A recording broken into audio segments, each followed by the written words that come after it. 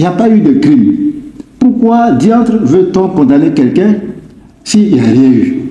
Monsieur le gouverneur, donc c'est sur du faux, que les autorités ivoiriennes se sont appuyées pour extraire le nom du président Laurent Gbagbo sur la liste électorale. Faux, et il est faux, totalement faux. Et c'est ça qui est dommage, parce qu'on le crie, et même ils le savent qu'il ne s'est rien passé. Mais comme il n'y a pas plus sourd que celui qui ne veut pas entendre, bon, ils ne veulent pas entendre, mais ils sont sûrs du faux, et comme tout ce qu'ils font. Et c'est sur ça qu'ils prospèrent. Bienvenue dans ce nouvel épisode de CAP 2025. Aujourd'hui, nous levons le voile sur une affaire qui a marqué la crise post-électorale en Côte d'Ivoire, le prétendu casse de la BCEAO en 2010. Cet épisode, souvent présenté comme un braquage de l'institution financière ouest-africaine, est au cœur des luttes de pouvoir entre les camps de Laurent Gbagbo et Alassane Ouattara. Mais que s'est-il réellement passé? Était-ce une opération légale ou une manœuvre politique? Pour répondre à ces questions, nous avons l'honneur d'accueillir M. Philippe-Henri Dacoury, ancien gouverneur de la BCEAO et témoin direct de ces événements.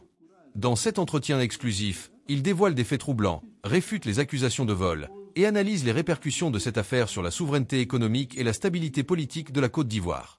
Préparez-vous à un échange percutant qui vous fera découvrir la vérité derrière l'un des épisodes les plus controversés de notre histoire récente.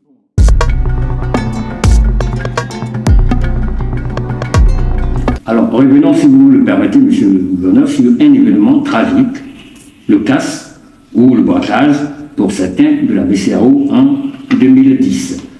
Que s'est-il passé exactement durant le casse de la BCEAO? La Banque centrale a-t-elle été réellement braquée? En réalité, il n'y a pas eu de casse. Parce que pour qu'il y ait casse, il faut que quelque chose soit cassé. En réalité, ce qui s'est passé, c'est quand il y a eu la réquisition. Le ministre Katina, avec ses collaborateurs, plus des huissiers et un représentant du procureur de la République, est allé dans les locaux de la BCEAO, à l'agence principale, ici au plateau.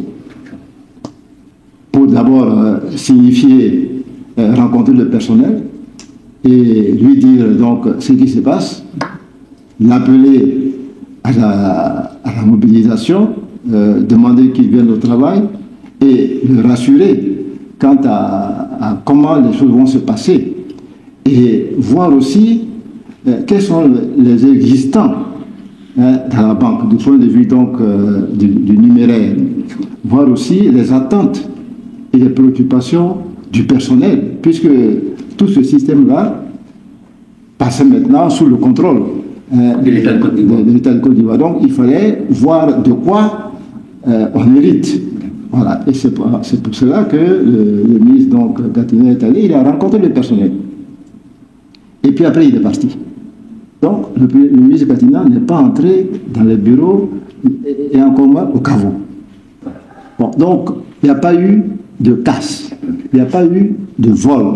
Le ministre Kone Katina n'est pas venu avec des camions pour remplir ces camions d'argent et partir. D'ailleurs, ce que vous dites me fait penser à quand j'étais en audience, enfin, on passait devant les tribunaux. Le juge, le président du tribunal a dit comme ça: oui, le ministre Katina a volé 300 milliards, etc.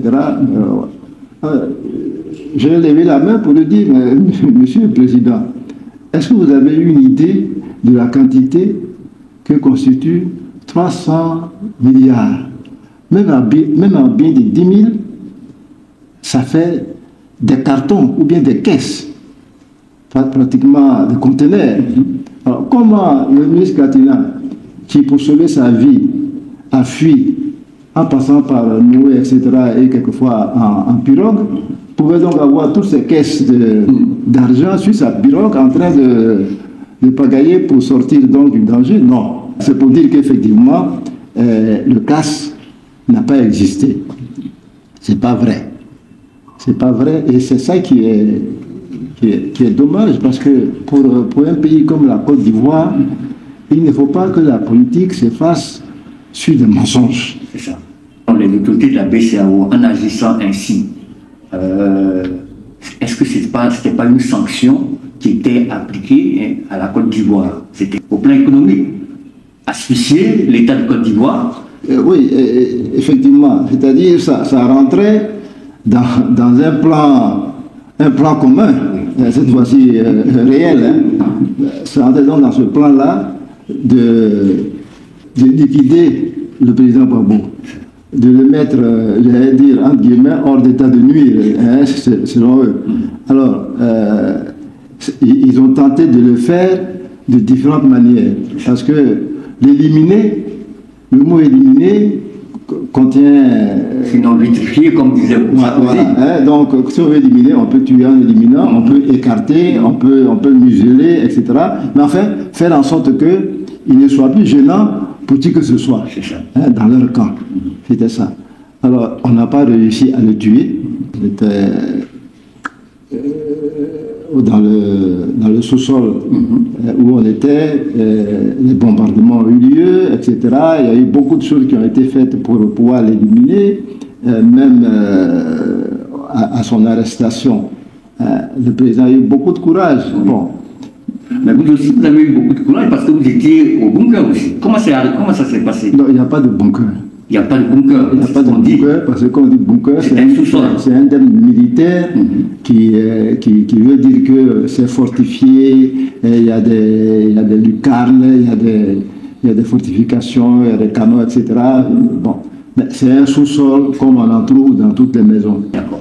Alors, nous comprenons mieux les circonstances, mais quelles ont été les répercussions immédiates sur le paysage politique de la Côte d'Ivoire, parlant du CAS? J'insiste qu'il n'y a pas eu de cas parce que c'est important, c'est sur tout ça que repose l'éviction du nom du président Gbagbo de la liste électorale. Okay. Donc il est important d'insister sur la question. Il n'y a pas eu de cas et c'est ça qui est dommage. Alors, je dis ça parce que la Banque centrale, qui est censée être la victime, la BCEAO, n'a jamais porté plainte. Jamais. Jamais. Et vous êtes bien placé pour le dire. Oui. Et puis bon, tout le personnel qui était là, quand la réquisition a eu lieu, hein, ce n'étaient pas tous des amis du président Gbagbo. Il y avait de tout dedans. Donc quelqu'un au moins peut se porter témoin pour dire que oui, j'ai vu Katina traînant une caisse de billets et le mettant dans un camion, mais rien de tout ça. Un genre de coup monté pour pouvoir donc éliminer, comme j'ai dit, le président. Alors, c'est les faits, hein, c'est des faits. Et un autre élément qu'il faut souligner, c'est que quand, après le 11 avril, les personnes qui dirigeaient l'agence, la BCEAO Côte d'Ivoire, ont été virées et on les a remplacées par d'autres personnes et qui ont donc pris la place. Et le siège, pour prouver que l'argent avait été pris, puisque selon eux, l'argent avait été pris, donc pour prouver ça, ont commis un audit interne. L'audit interne n'a rien révélé. Donc, selon l'audit interne, rien n'a été volé. On n'en était pas sûr. On va donc commettre un cabinet d'audit de renommée internationale, dont je ne dirai pas le nom, qui est donc commis et qui fait l'audit. Rien. Les Français, qui tenaient aussi à tout prix à montrer que de l'argent avait été volé par Gbagbo, ont commis à leur tour le Trésor français pour venir faire un audit. Rien à leur tour.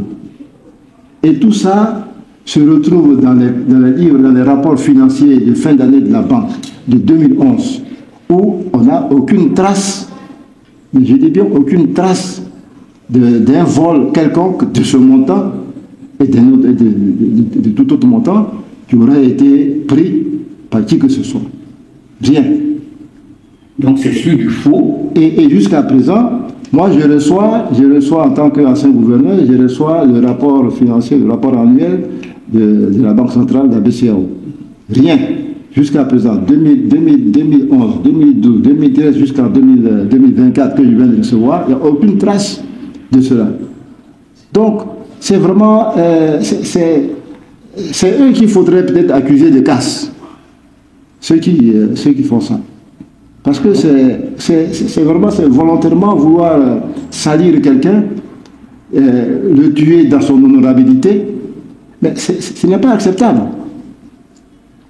On ne peut pas le faire. Il n'y a pas eu de crime. Pourquoi diantre veut-on condamner quelqu'un s'il n'y a rien eu? Monsieur le gouverneur, donc c'est sur du faux que les autorités ivoiriennes se sont appuyées pour extraire le nom du président Laurent Gbagbo sur la liste électorale. Faux et faux. Totalement faux. Et c'est ça qui est dommage parce qu'on le crie, et même ils le savent qu'il ne s'est rien passé. Mais comme il n'y a pas plus sourd que celui qui ne veut pas entendre, bon, ils ne veulent pas entendre, mais ils sont sûrs du faux et comme tout ce qu'ils font. Et c'est sur ça qu'ils prospèrent. Alors, donc, cette décision, parce que nous la vivons, cette décision a eu des répercussions dans le monde politique ivoirien. Ce n'est pas seulement au PPACI. Est-ce que vous avez entendu parler, est-ce que vous voyez que cela embête aussi les autres partis politiques ou les organisations de la société civile? Bon, sur ce point-là, il faut peut-être dire aussi que beaucoup pensent que se battre pour la réinscription du nom du président Gbagbo sur la liste électorale est une affaire personnelle au président ou bien personnelle au PPACI. Mais c'est une grave erreur que de penser cela. C'est une grave erreur. Et pourquoi? Gbagbo est un symbole aujourd'hui. Il est le symbole de la résistance. Il est le symbole de la souveraineté. Donc, le symbole-là, il appartient à tout le monde. On est symbole pour une communauté, pour un pays. Et si on s'attaque au symbole, ça veut dire qu'on s'attaque aux autres. Aux autres qui considèrent que c'est un symbole. On s'attaque à eux. Et c'est ça qui s'est fait aujourd'hui. Parce que si aujourd'hui on enlève le nom du président Gbagbo impunément de la liste, mais ça veut dire que nous tous, nous sommes exposés, que ça peut arriver à tout le monde, à n'importe qui. Et d'ailleurs même ça se passe. Des exactions qui se passent aujourd'hui, des maisons qu'on détruit. Tout cela est lié à ce qui est fait aujourd'hui au président Laurent Gbagbo. Parce que si on ne dit rien, ça veut dire que le régime peut tout faire. Le régime peut faire tout ce qu'il veut, y compris dire même qu'il n'y a pas d'élection et puis on s'assoit. D'ailleurs même, peut-être qu'il vaut mieux faire cela que de nous donner à voir la mascarade des élections. Donc, la réinscription du nom du président doit être un combat pour tous. Parce que c'est ça qui est une victoire sur ce front-là, va donc ramener la démocratie en Côte d'Ivoire. Donc il est bon que toutes les composantes politiques de ce pays en prennent conscience. Parce qu'on dit, si on traite ainsi le bois vert, quand sera-t-il du bois mort? Alors, nous, les bois morts, là, on a qu'à faire attention et éviter qu'on fasse ça au bois vert. Monsieur le gouverneur, je vous comprends, mais vous savez que les partis politiques, chacun lutte pour arriver au pouvoir. Alors, si on peut retirer le nom de Laurent Gbagbo sur la liste électorale et que ça peut nous faire de la place, vous n'allez pas nous demander de le supporter, de lutter pour ça. Mais on aura de la place pour rien, parce que celui qui a retiré le nom du président Gbagbo, ce n'est pas pour laisser quelqu'un d'autre prendre la place. Nous avons donc établi le lien entre le CAS et la politique, mais qu'en est-il des arguments juridiques qui militent en faveur du président Laurent Gbagbo, donc en faveur de son inscription sur la liste électorale? D'abord, premièrement, les faits sont là, les faits n'existent pas. Les faits n'existent pas, il n'y a pas eu de délit, il n'y a rien. Donc ça déjà même... Il n'y a même pas eu d'intention. Il n'y a pas eu d'intention. Puisque comment celui qui dirige un pays et qui, à cette époque-là, voulait donc que ce pays sorte de la guerre, peut aller commettre un tel acte. C'est pas possible. C'est pas possible. Voilà. Donc, il n'y a pas eu de casse. Le procès lui-même, c'est pas l'instance qui a jugé le président qui devrait le juger, parce que le président est un ancien président de la République. Pour une cour spéciale. Voilà. Et puis, le président, selon donc ce qui lui était reproché, devait assister à ce procès. Il a été condamné à contumace. Par contumace, oui, comme si le pouvoir ne savait pas où il résidait à cette époque-là. Alors que c'est le pouvoir qui l'a amené à La Haye. Donc, le pouvoir sait très bien qu'il est à La Haye, et si on a besoin de lui, on peut demander à le ramener pour qu'il participe à son procès.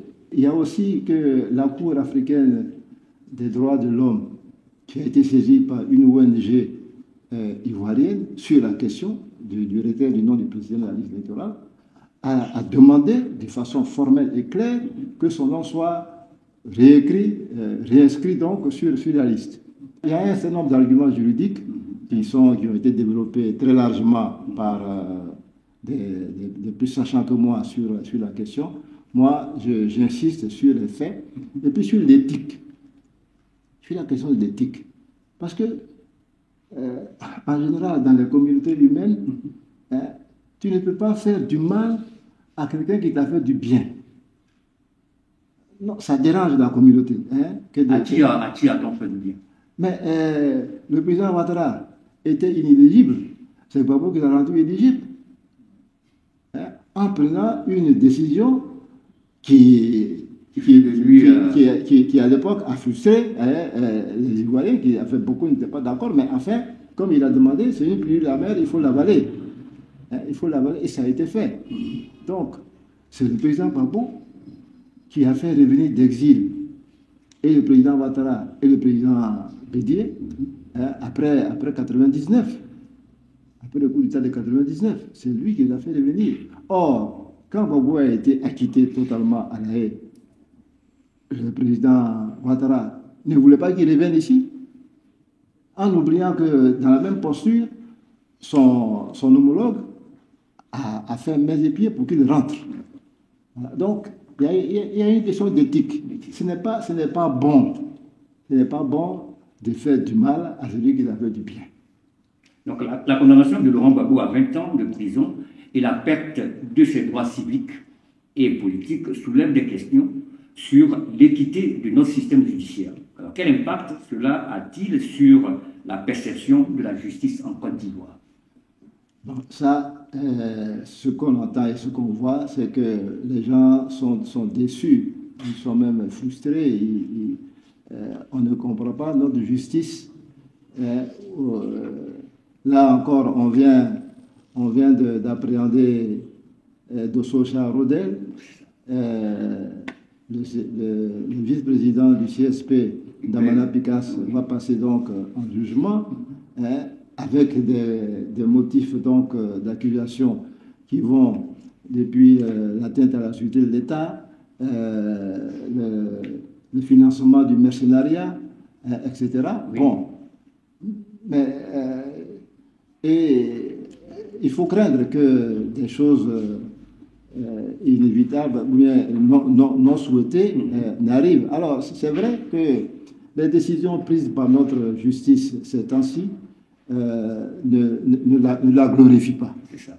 C'est clair, ne la glorifient pas. Donc vous êtes d'accord avec ceux qui disent qu'il y a la manipulation des institutions judiciaires pour des raisons politiques.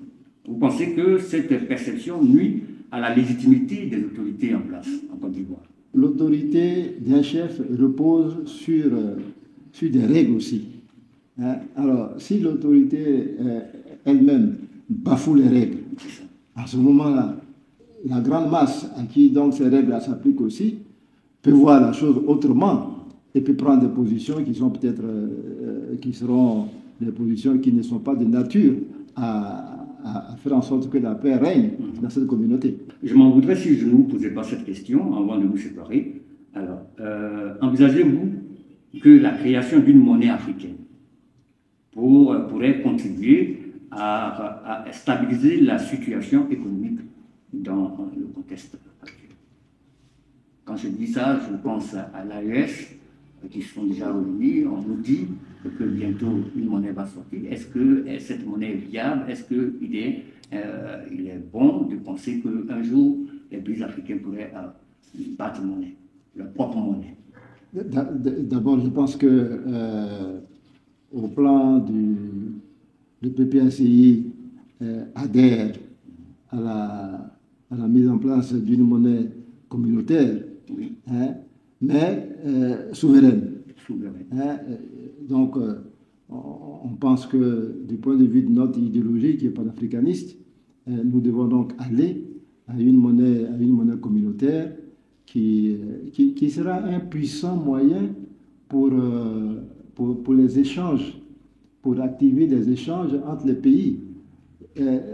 Essayez d'imaginer que toute l'Afrique de l'Ouest, ou bien même toute l'Afrique, on a une même monnaie, qu'on va appeler bêta, par exemple.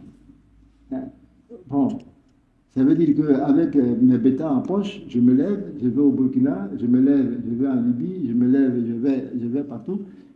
Je n'ai pas de problème de change à faire.